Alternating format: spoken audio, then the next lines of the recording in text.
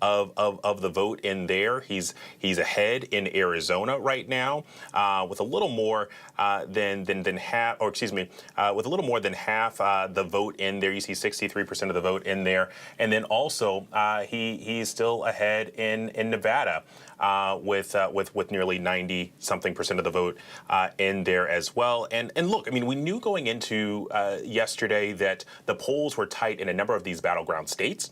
And so it wasn't implausible that one candidate or the other would have a clean sweep of all of these. But I do think in just looking how the Harris campaign was spending their resources, particularly in a state like Michigan, that blue wall that we knew that was so critical to the Harris electoral math, it is surprising that she hasn't picked up any one of those states, whether it be Wisconsin, Michigan, or Pennsylvania.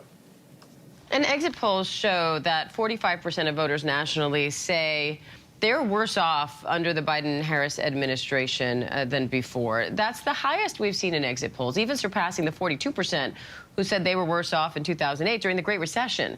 And we heard Trump repeatedly ask on the campaign trail, you were there following him, are you better off now than you were 4 years ago? So did this election boil down essentially to the economy and the answer to that question?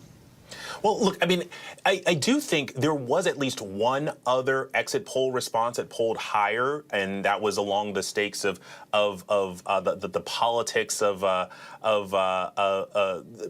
politics of or the state of our democracy. There you see it there, polling at about 35%, but the economy was right behind it, and it's something that's tangible. It's something that you can campaign off of. It's something that you can set policy to, and so time and time again, we would hear folks at these Trump rallies talk about it's the economy, it's the price of gas, it's the price of milk at the grocery store that's really doing it for us. And you brought up that stat from 2008. I mean, you think of the teeth of the Great Recession, and now 45% compared to 42 think that they're worse off. I mean, that's a striking rebuke of the current administration. And look, you can look at that stat, and the president takes the brunt of that, 58% disapproving of the job that Biden's doing. But the fact of the matter is, Trump did a great job in messaging and tying Vice President Harris to Biden, saying that it would be Biden 2.0, calling it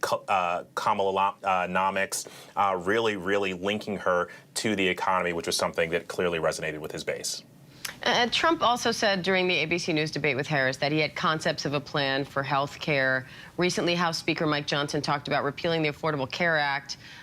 Any more on what the plan would be for that, what health care policy might look like under a second Trump administration?